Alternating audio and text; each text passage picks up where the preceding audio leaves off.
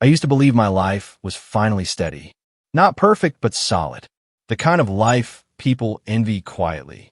I had a job that paid well, a small apartment that felt warm, and a fiancé I loved more than myself. Emily sat across from me at the kitchen table, smiling. "You're staring again," she said. "I'm just thinking," I replied. "It still feels unreal." She laughed softly. "What is? That you're my fiancé." She reached for my hand. "You act like I'll disappear." "I just waited a long time for this," I said. 5 years is a long time. She squeezed my fingers. "And we made it." I nodded. In my head, I saw everything lined up perfectly. Our wedding in October. The small guest list. Her walking down the aisle. Me pretending not to cry. I felt proud saying her name. Proud saying my future wife. Later that night, my phone buzzed. "Mark, you alive? Future husband?" I smiled and typed back. "Me, barely. Wedding talk all day." Mark called instead. "You sound too happy," he said. "Is that a crime?" "It's suspicious," he replied. "Men like us don't get happy endings that easily." I laughed. "You've always been dramatic." "I'm serious," he said. "Emily's great, but you trust too hard." "She's my fiancée," I said. "Trust comes with the title." "Blind trust is dangerous," he said. "I've seen it ruin people." "You don't know her like I do," I said. There was a pause. "I hope you're right," he said. "I really do." After I hung up, I felt a small sting of irritation. Mark always did this. Always doubted good things. I pushed the thought away. The next morning, Emily stood in front of the mirror, fixing her hair. "We need to start preparing documents for the house," I said casually. "Loan papers, bank stuff, all that boring adult work." Her hand froze midair. "What?" I asked. "Nothing," she said quickly. "It's just so soon." "Soon?" I smiled. "We've been talking about this for months." She avoided my eyes. "I know. I just didn't expect it today." "We can do it together," I said. "No rush." She forced a smile. "Okay. Later." I watched her walk away. Something felt wrong. Not loud. Not obvious. Just a quiet shift, like the room had tilted a little. That evening, I tried again. "I'll organize the folders tonight," I said. "I'll start with your drawer." She turned too fast. "No." I blinked. "What?" "I mean," she said, lowering her voice, "it's messy." "I'll do it myself." "It's fine," I said. "I don't care about mess." "I do," she replied. "Please." Her tone wasn't angry. It was nervous. That bothered me more. "Okay," I said. "Whatever you want." She relaxed instantly. "Thank you." Later, she curled up beside me on the couch. "You trust me, right?" she asked softly. "Of course I do," I said without thinking. She rested her head on my chest. "I just need you to always trust me." I stared at the wall. "Love means trust," I said, more to myself than her. She smiled, but it didn't reach her eyes. That night, lying in bed, I replayed the day. Mark's warning. Emily's reaction. The drawer she didn't want me near. I told myself I was overthinking. I told myself love doesn't survive suspicion. Still, a small voice whispered that something was off. I ignored it, because trusting her felt easier than questioning everything I believed my life was built on. The night everything cracked started like nothing mattered. Emily stood in the doorway, towel wrapped around her hair. "Can you grab the insurance document from my drawer?" she asked. "I forgot to put them in the folder." "Sure," I said. "Which drawer?" "The second one. Left side," she replied, already turning toward the bathroom. "I'll be quick." I walked into the bedroom, calm, relaxed, trusting. The drawer slid open easily. Papers were stacked neatly. Bills. Old letters. Then I saw an envelope pushed to the back. My heart tapped once. "Don't," I told myself quietly. The envelope had no name, just a clinic logo. My fingers hovered. I laughed under my breath. "You're paranoid," I whispered. I pulled out anyway. The paper inside was folded once. My hand shook as I opened it. The words didn't make sense at first. Medical terms. Numbers. Then my eyes locked onto the bold text. Paternity test results. My throat closed. "No," I said. I read it again. And again. The child listed wasn't mine. The date was recent. Too recent. I dropped the paper on the bed like it burned me. My chest tightened. My ears rang. "This isn't real," I whispered. "This can't be real." The shower stopped. I grabbed the paper and walked into the hallway. Emily stepped out, wiping her hair. "Hey," she said. "Did you find? What is this?" I asked. Her face went white. She stared at the paper, then at me. "Why did you open that? Why does it exist?" I asked. My voice didn't sound like mine. "It's not what you think," she said quickly. "Then explain it," I said. "Explain why there's a paternity test in your drawer." She swallowed hard. "I was going to tell you." "When?" I asked. "After the wedding? After the house?" She shook her head. "You don't understand." "Then help me understand," I said. "Because right now, I feel like I'm drowning." She stepped closer. "Please," she said. "Just trust me." I laughed once. It sounded broken. "Trust you?" "Yes," she said. "Just trust me."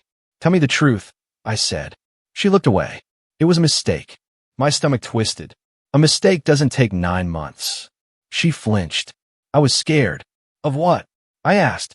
"Of losing me?" She nodded slowly. "I didn't want to ruin everything." "You already did," I said. She reached for my arm. "Please don't do this." "Do what?" I asked. "See you." Tears filled her eyes. "I love you." I pulled my arm away. "Love doesn't hide this."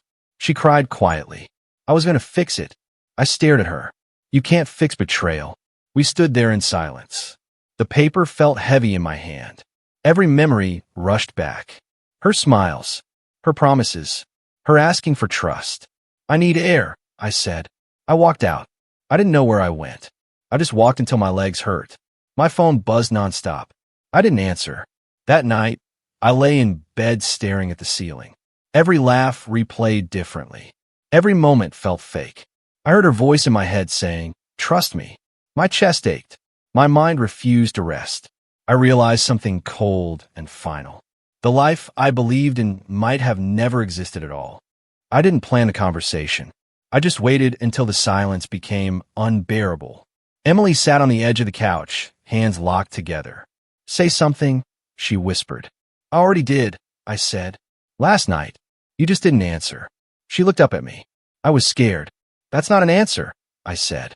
"Start talking." She swallowed. "What do you want to know?" "Everything," I said. No pauses. No lies. She nodded slowly. "His name is Daniel Brooks." The name hit harder than I expected. "Who?" "My former co-worker," she said. "From a marketing team." I laughed, sharp and empty. "So, it wasn't a stranger." "No," she admitted. "We worked late. We talked a lot." "And?" I asked.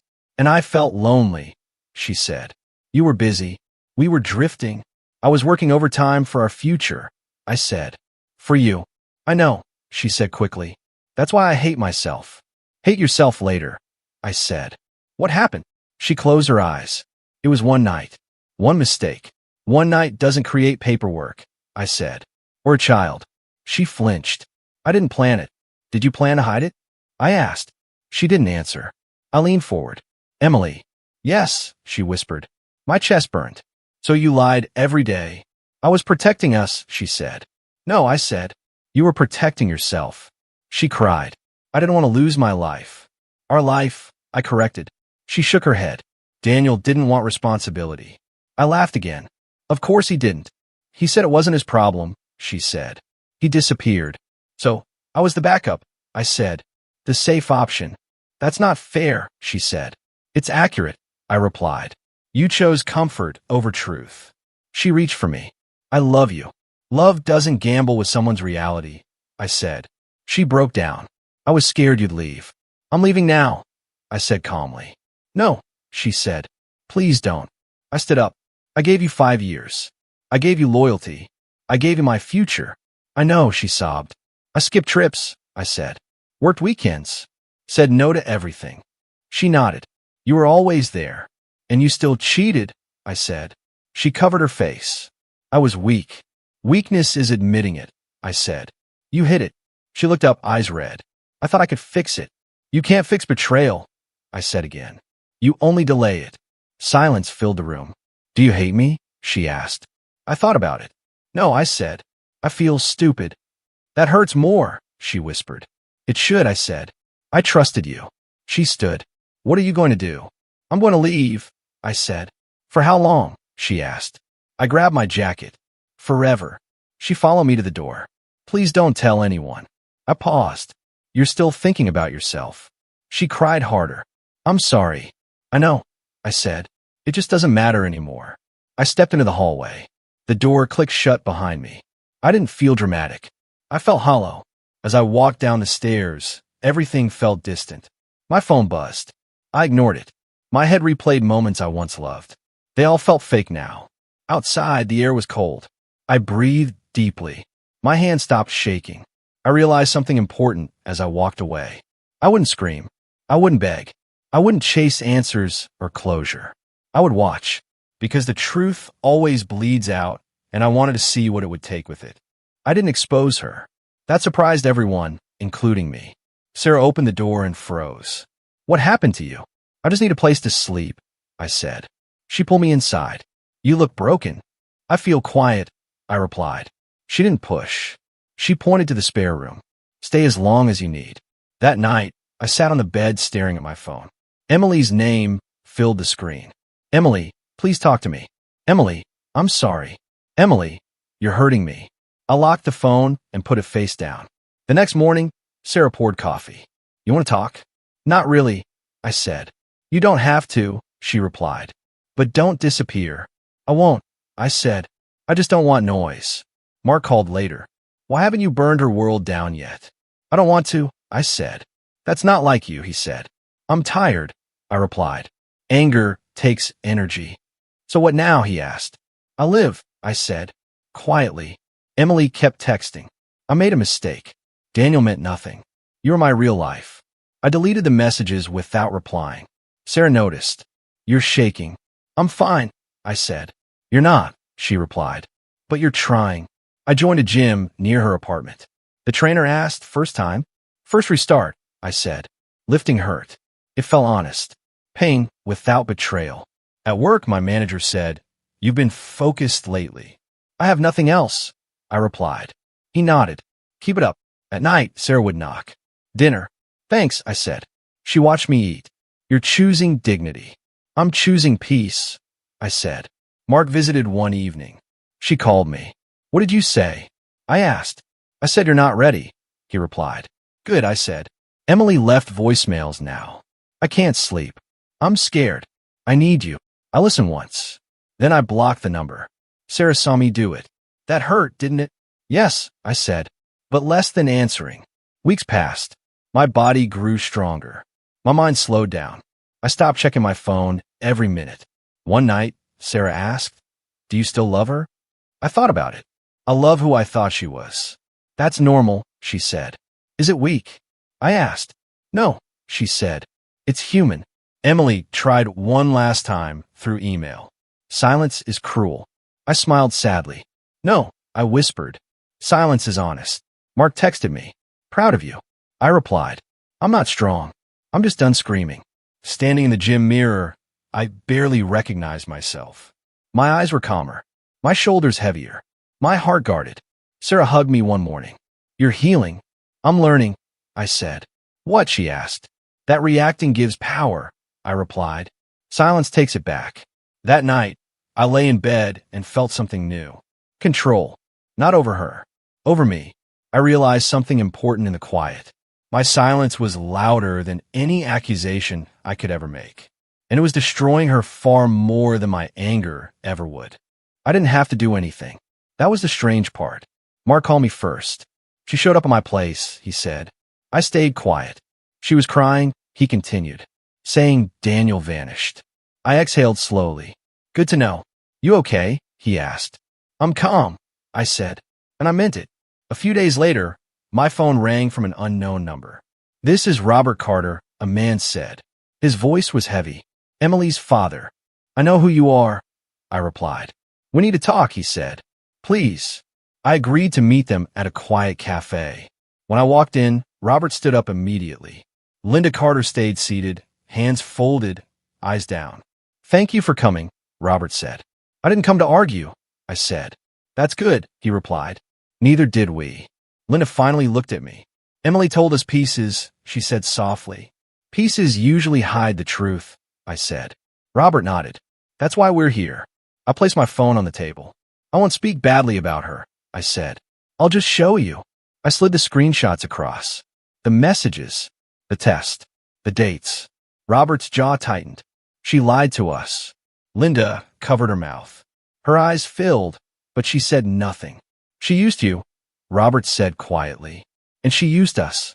I didn't ask for justice, I replied. I walked away. Robert looked at me. You protected her even after. I protected myself, I said. Linda whispered. We raised her better. I didn't respond. Robert pushed the phone back. We won't support this, he said. Not financially, not emotionally. That's your decision, I said. It's the right one, he replied. When I stood to leave, Linda finally spoke. I'm sorry. I nodded. I hope she learns. Outside, my phone buzzed again. Emily. Emily, my parents cut me off. Emily, Daniel won't answer. Emily, I'm losing everything. I stared at the screen, then locked it. At work, rumors spread quietly. People asked careful questions. I answered none. One evening, Mark said, she's spiraling. I know, I replied. You don't feel anything? He asked.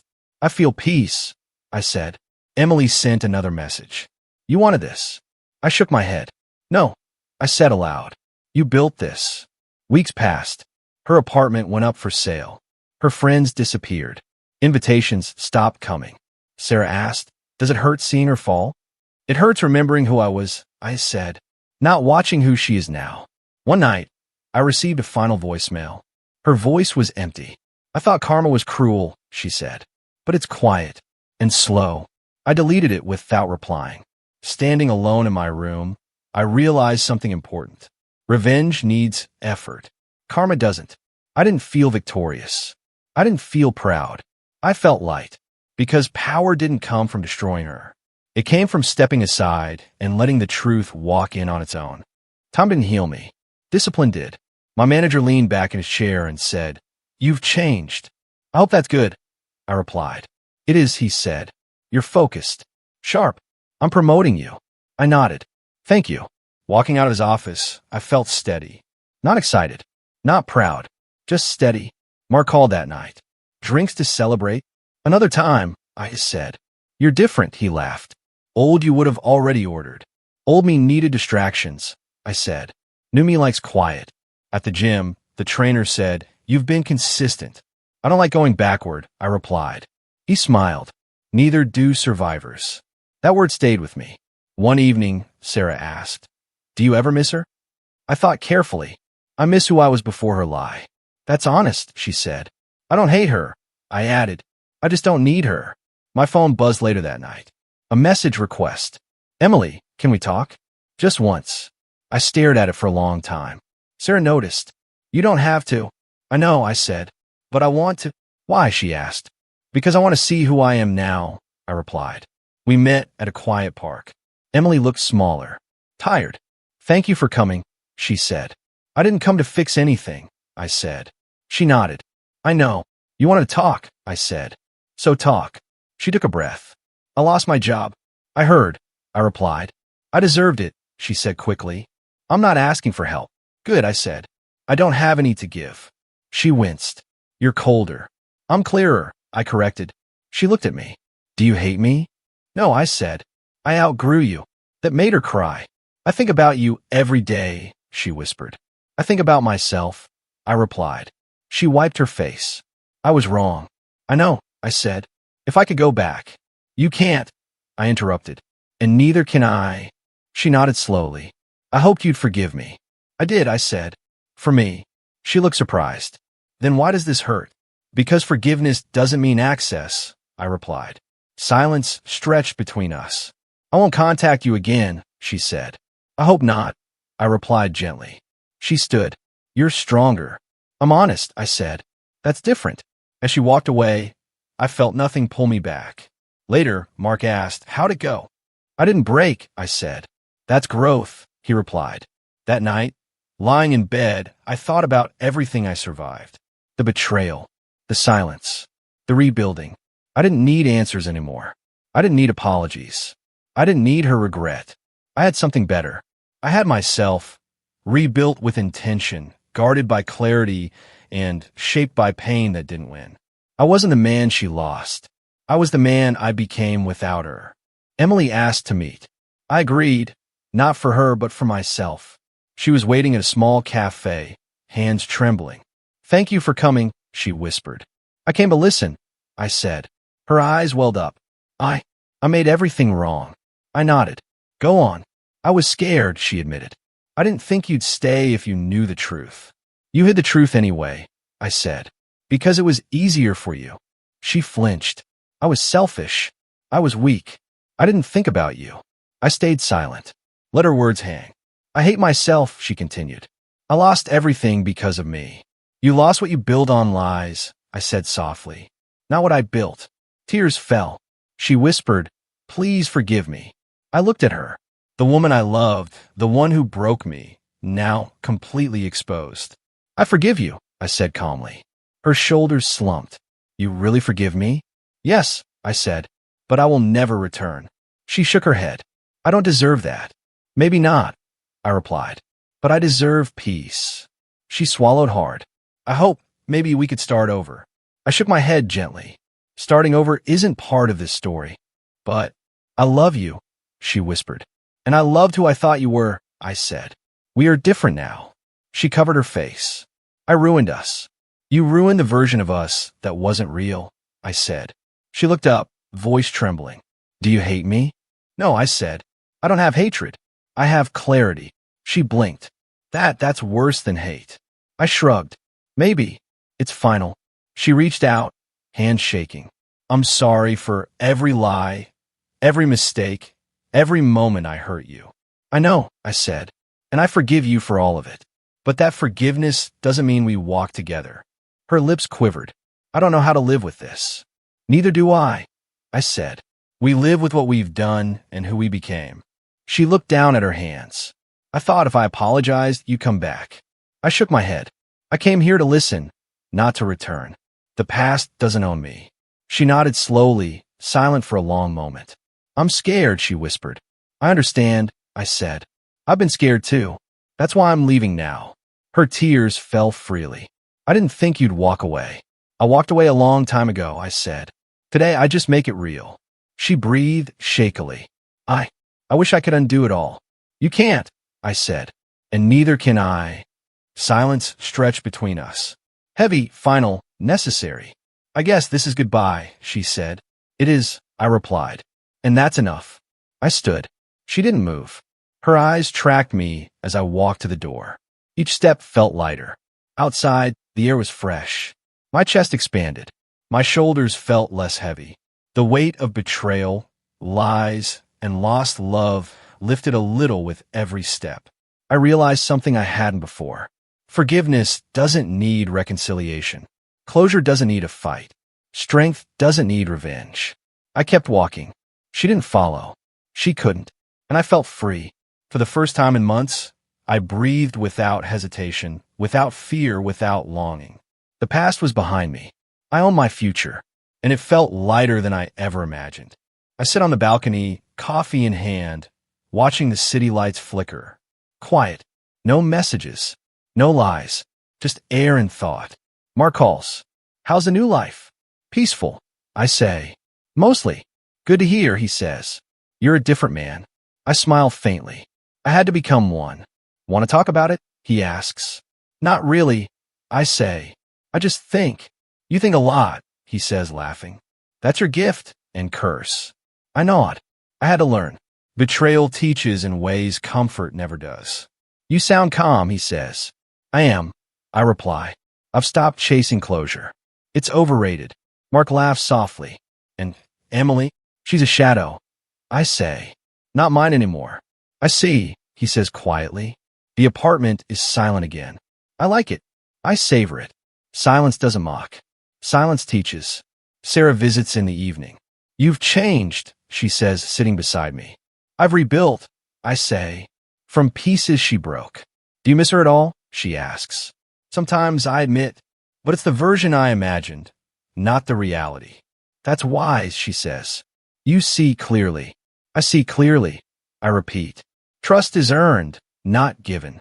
Love is a privilege, not a demand. Sarah smiles. And you've earned your peace. Yes, I say, through quiet strength.